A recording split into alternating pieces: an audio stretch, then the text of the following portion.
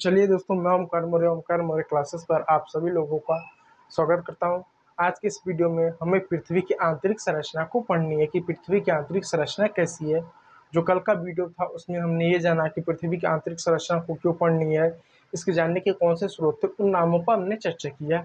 आज हम पृथ्वी की आंतरिक संरचना को पढ़ेंगे और इसके साथ साथ जो हमने स्रोत कल पढ़े, प्रत्यक्ष स्रोत, उनके बारे में विस्तार से आज उसका अध्ययन करेंगे। तो सबसे पहले जानते हैं कि पृथ्वी की आंतरिक संरचना कैसे दिखती है। तो जो पृथ्वी होती है वो प्याज की तरह होती है।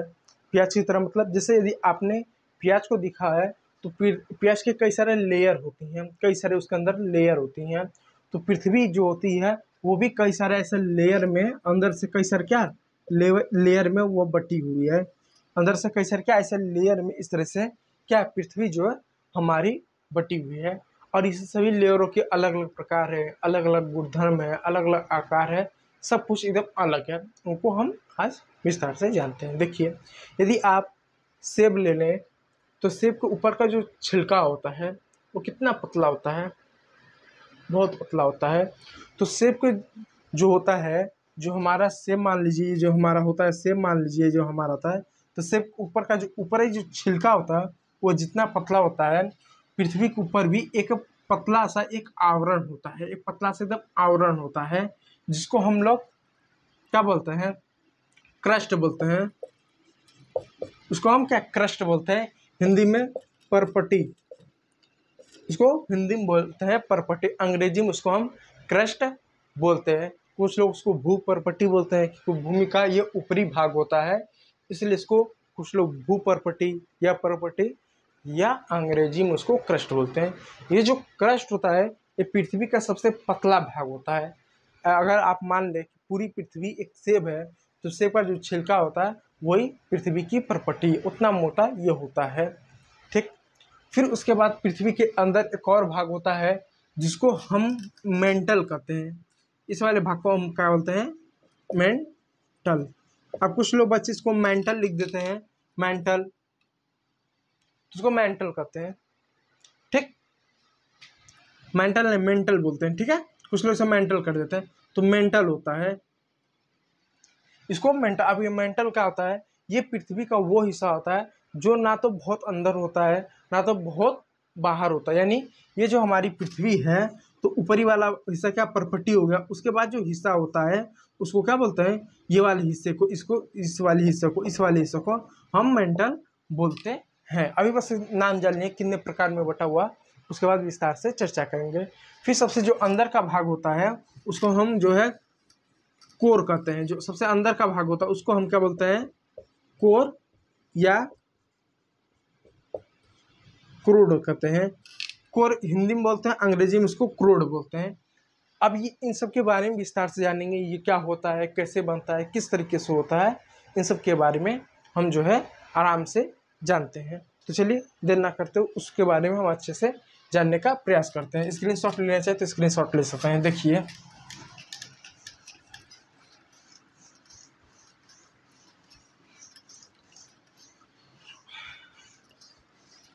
अब इसके बारे में ध्यान से जरा समझने का प्रयास कीजिएगा। जो हमारी ये पृथ्वी है, जो ये हमारी पृथ्वी है, अगर हमको अध्ययन करना है कि कहाँ पर पर्वत है, कहाँ पर पठार है, कहाँ पर नदी है, कहाँ पर घाटी है, कहाँ पर रेगिस्तान है, कहाँ कहाँ पर समुद्र है या महाद्वीप है, इन सब का यदि हमको अध्ययन करना है कि नदी इधर ही क्यों है, या पर्वत जो है पृथ्वी पर इधर ही क्यों है, या रेगिस्तान इधर ही क्यों है, समुद्र जो है इधर ही क्यों है, यदि हमको इन सब का अध्ययन करना है, इसके लिए ये आवश्यक है कि पृथ्वी की आंतरिक संरचना को हम अध्ययन करें। ऐसा समझिए, कोई व्यक्ति स्वभाव से बुरा क्यों है, अगर वो जानना है तो उसका यदि मनोस्थिति को समझ जाए तो हमको पता चल सकता है कि वो व्यक्ति स्वभाव से अच्छा या बुरा क्यों है। जैसे मान लीजिए कोई व्यक्ति बहुत क्रूर है या बहुत विनम्र है, यदि हमको उसको जानना ऐसा क्यों है, यदि उसकी मनोस्थिति को समझ जाए, उसके मन में क्या चलता है या उसके अंदर की बातें समझ जाए, तो ज़्यादा बेहतर होगा उसको समझना।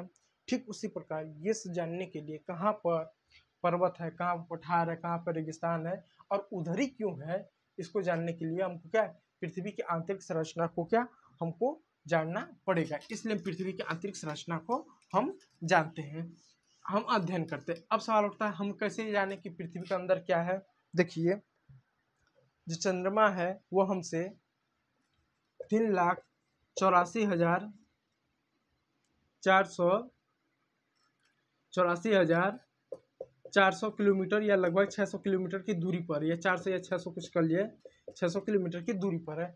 कौन? चंद्रमा। चंद्रमा हमसे इतनी दूर पर होने के बावजूद इंसान चंद्रमा पर जा चुका है। हम चंद्रमा जा सकते हैं और चंद्रमा का हम अध्ययन कर सकते हैं, लेकिन जो हमारी पृथ्वी है, इस पृथ्वी के अंदर मानव मात्र केवल 11 किलोमीटर ही जा चुका है। इसके अंदर ये जो पृथ्वी है, इसकी अगर त्रिज्या की बात करें तो 6,378 किलोमीटर इसकी त्रिज्या है। त्रिज्या क्या, जैसे ये सर्कल है, ठीक है, तो ये जो इसका सेंटर है, इसके केंद्र बिंदु, तो इस केंद्र बिंदु से मैं कोई भी लाइन खींचूं, चाहे इधर खींचूं, चाहे इधर खींचूं, चाहे इधर खींचूं, चाहे इधर खींचूं, इधर खींचूं, कोई भी मैं लाइन खींचूंगी, इसकी ये लाइन में खींचूंगा इस बिंदु से इधर तक, इसकी त्रिज्या कितनी होगी? 6,378 किलोमीटर होगा, 6,378 होगा। चाहे ये भी 6,378 होगा, ये भी 6,378 होगा, ये भी 6,378 होगा। तो ये क्या त्रिज्या यानी पृथ्वी की गहराई, यानी सतह से पृथ्वी की जो गहराई है केंद्र तक वो कितनी है? 6,378 किलोमीटर तक की गहराई है। और इसकी गहराई में मात्र केवल इसके अंदर केवल हम 11 किलोमीटर ही जा पाए। सोचिए 6,378 किलोमीटर एक गहरा है पृथ्वी केंद्र तक, और मात्र हम केवल 11 किलोमीटर ही जा पाए, इससे ज़्यादा हम जा ही नहीं पाए। तो इसलिए क्यों ऐसा हुआ? इसका पीछे का कारण है पृथ्वी का तापमान।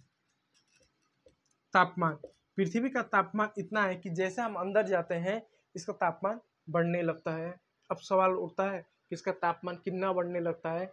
पृथ्वी के 1 मीटर, यानी पृथ्वी जो है, पृथ्वी है, यदि इसके 1 मीटर हम अंदर जाएं, सॉरी पृथ्वी पर यदि हम 32 मीटर नीचे जाए अंदर जाएं तो 1 डिग्री सेल्सियस तापमान क्या घटता है। 1 डिग्री सेल्सियस तापमान क्या आमतौर पे घटता है। घटता का मतलब बढ़ जाता है, सॉरी ये बढ़ जाए, 1 डिग्री सेल्सियस तापमान बढ़ जाता है। जैसे पृथ्वी पर मान लीजिए तापमान है 48 डिग्री सेल्सियस, यदि 32 मीटर जैसे अंदर जाएंगे वहाँ का तापमान हो जाएगा 49 डिग्री सेल्सियस, और 32 मीटर गए तो 50 डिग्री सेल्सियस।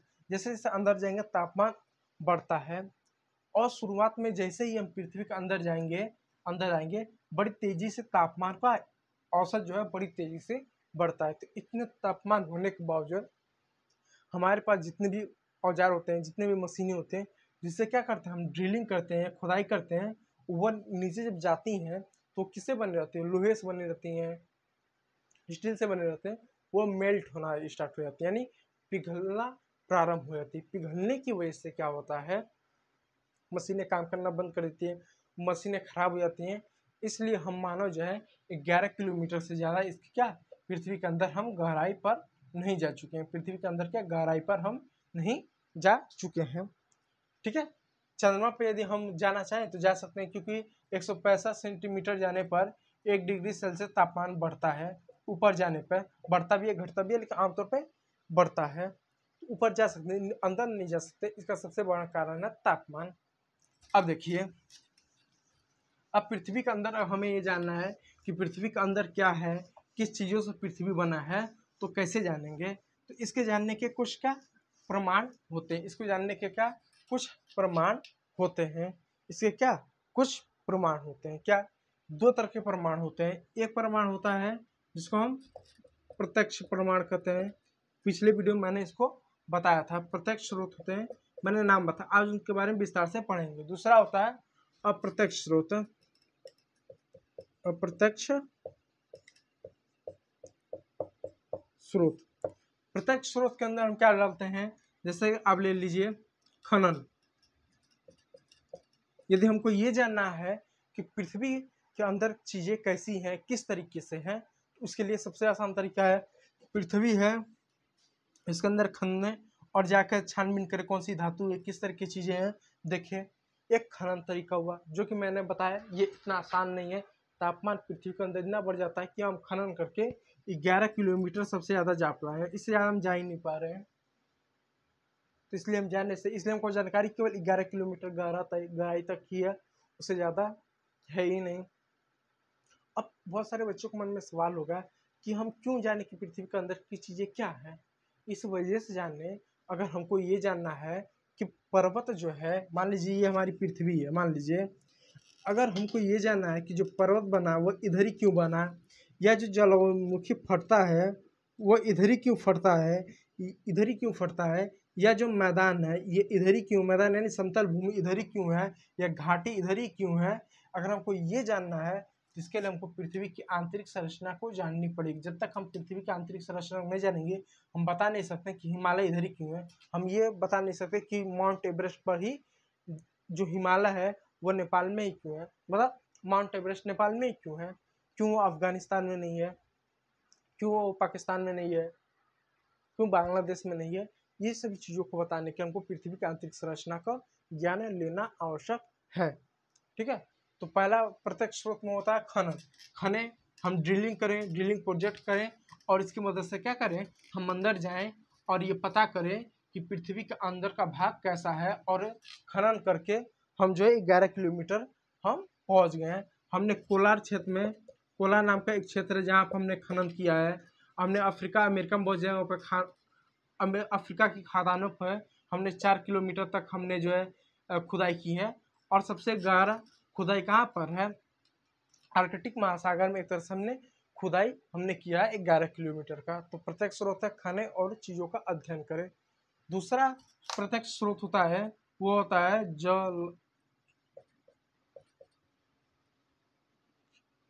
ज्वालामुखी उद्गार। अब ये ज्वालामुखी उद्गार क्या, जब कहीं पर ज्वालामुखी फटता है, जैसे मान लीजिए ये हमारी पृथ्वी है, ठीक। अब मान लीजिए ज्वालामुखी ये क्या फट गया, ये ज्वालामुखी फट गया, जब फटेगा तो नीचे से क्या होगा, नीचे से जो क्या होगा, लावा को लेकर आएगा, नीचे को मैग्मा को लेकर आएगा, नीचे से मैग्मा को लेकर आए पृथ्वी के अंदर आएगा तो मैग्मा, पृथ्वी से ऊपर आया तो उसको लावा कहेंगे, ऊपर सतह पर आ गया तो लावा, नीचे रहा तो मैग्मा। तो ये क्या करता है, जब ज्वालामुखी विस्फोट होता है तो नीचे से जितने भी मैग्मा होता है पृथ्वी ऊपर लाकर इस तरह से जमा देता है। बाद में जो हमारे वैज्ञानिक होते हैं इसका अध्ययन करते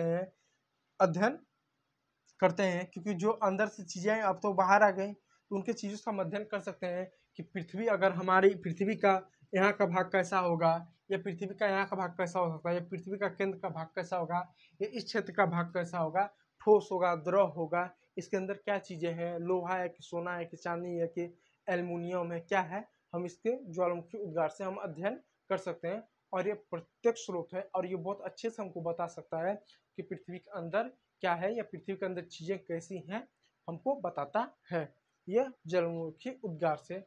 तो प्रत्यक्ष स्रोत हुआ ज्वालामुखी उद्गार, ठीक है। तो दो स्रोत हुआ प्रत्यक्ष ज्वालामुखी उद्गार, इनसे जो है हमको जानकारी मिलती है। फिर तीसरा प्रत्यक्ष स्रोत में हो गया उल्काएं। आप उल्काएं को ले लो, उल्काएं कैसे, जैसे कुछ जो पृथ्वी जो है आज से 4.54 अरब वर्ष पूर्व, यानी पृथ्वी जो है आज से 4.54 अरब वर्ष पूर्व बनी थी। जब जिस समय बनी थी, अगर उस समय का जिस समय पृथ्वी बनी थी सौरमंडल में, उस समय बहुत सारे ग्रह बने थे, बहुत सारे उल्कापिंड बने थे, कुछ बहुत सारी चीज़ों का निर्माण हुआ। यदि कोई उल्कापिंड अगर सौरमंडल से यदि पृथ्वी पर गिरता है, तो जब वो गिरता है, जैसे हमारा वायुमंडल में प्रवेश करता है, तो तीव्र घर्षण की वजह से, जैसे अपने इन दोनों हाथों का साथ रगड़िए तो बहुत तेज घर्षण होता है, तो इतने बड़े घर्षण की वजह से वो क्या होता है, वो जल जाता है। लेकिन जलने के बाद भी उसका छोटा बहुत टुकड़ा या उसका कुछ टुकड़ा बच जाता है, वो पृथ्वी पे क्या होता है, वो गिरता है। फिर वैज्ञानिक उसका अध्ययन करते हैं, फिर ये सोचते हैं अगर इस उल्कान में ये चीज़ें पाई जा रही है, अगर ये उल्का में ये चीज़ें पाई जा रही हैं, ये उल्का इन्हीं चीज़ों से बना हुआ, तो अनुमान लगाते हैं कि क्या पृथ्वी भी उसी समय बनी। कार्बन डेटिंग करते हैं, कार्बन डेटिंग से पता करते हैं कि उल्का पिंड कितना पुराना है, इसकी प्रॉपर्टी क्या है, किस तरह की चीज़ों से बनी हुई है। तो उस सब के आधार पर यह अनुमान लगाते हैं कि पृथ्वी भी लगभग उतनी ही पुरानी है। तो पृथ्वी का विभाग अंदर से कुछ ऐसा होना चाहिए, इस तरह के इसका भाग हो सकता है, ऐसा अनुमान लगाते हैं उल्का पिंडों से। और सबसे पहले पृथ्वी को जानने का कि पृथ्वी की आंतरिक संरचना को, पृथ्वी की आंतरिक संरचना को जानने में जो चंद्रमा है ये बहुत बड़ा स्रोत रहा है, क्योंकि सबसे पहले हमने चंद्रमा को प्रॉपर्टी का अध्ययन किया, चंद्रमा की